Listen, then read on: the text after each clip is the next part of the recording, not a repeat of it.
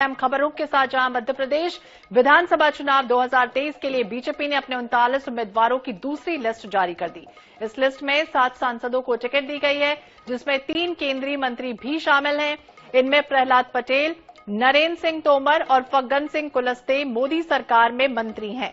मुरैना की दिमनी सीट से नरेंद्र सिंह तोमर, नरसिंहपुर से प्रहलाद पटेल और निवास से फग्गन सिंह कुलस्ते को प्रत्याशी बनाया गया है।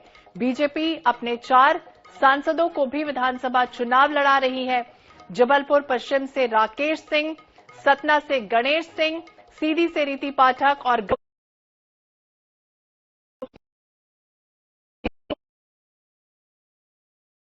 इंदौर विधानसभा क्रमांक 1 से टिकट दी गई है। छिंदवाड़ा से विवेक बंटी साहू को उतारा गया है मैदान में। वहीं बीजेपी ने दूसरी लिस्ट में जिन 39 सीटों पर नामों का ऐलान किया है, उनमें से 36 सीटें 2018 के चुनाव में हारी हुई हैं। तो 39 नामों का एक बार फिर से ऐलान किया गया। दूसरी लिस्ट में 3 केंद्रीय मंत्रियों समेत 7 सांसदों को टिकट दी गई है। और ज्यादा जानकारी के लिए बात करेंगे हमारे साथ महेश मिश्रा, हमारे सहयोगी हमारे साथ जुड़ गए हैं। महेश से भी जानने की कोशिश करते हैं कि आखिरकार जिस तरह से टिकट मिली है, क्या कुछ जानकारी महेश?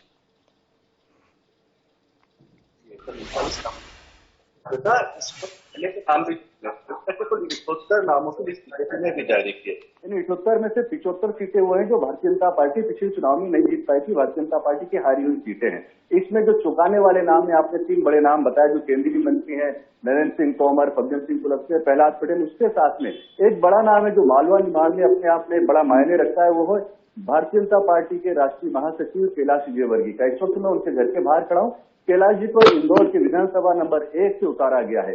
पार्टी ये मानती है कि कैलाश विजयवर्गीय के सीट को उतारने से न सिर्फ उनकी कोई सीट जो कि पिछले विधानसभा चुनाव में कांग्रेस के संजय शुक्ला ने जीती थी, उसके पहले यहाँ पे भारतीय जनता पार्टी के प्रत्याशी लगातार चुनाव जीतते आए थे। पिछले विधानसभा चुनाव में इस सीट को कांग्रेस ने जीता था।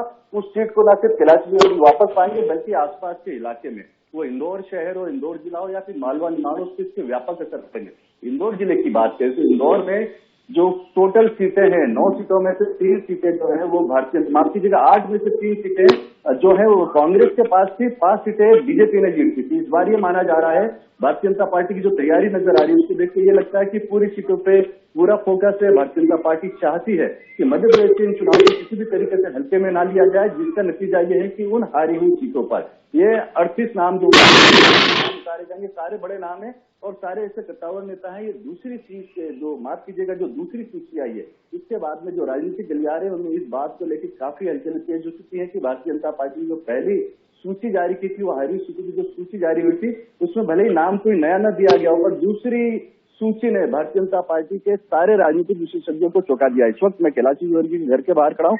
कैलाश जी की जो स्टाफ है यहाँ पर पहुंच चुका है। कुछ समय बाद में अभी इस वक्त अपने घर के अंदर मौजूद है।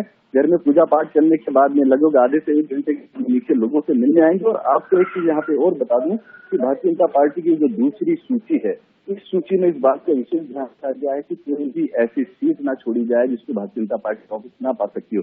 यहाँ पे भारतीय जनता पार्टी के जो अंदरूनी खबरें हैं, जो सूत्र बताते हैं, भारतीय जनता पार्टी ने 4 कैटेगरी बनाई है, 1, बी, सी और डी। इन 4 कैटेगरी के हिसाब से ए और बी कैटेगरी की अभी तक सीटें इन्होंने घोषित की हैं। एक कैटेगरी में उन नामों को रखा गया है जहां पे भारतीय जनता पार्टी बीती बार चुनाव नहीं जीती थी और ये मानती है कि वहां पे पार्टी की स्थिति बहुत बेहतर नहीं है, इसलिए लगभग चुनाव के 3 महीने पहले वहां पे प्रत्याशी घोषित किए गए।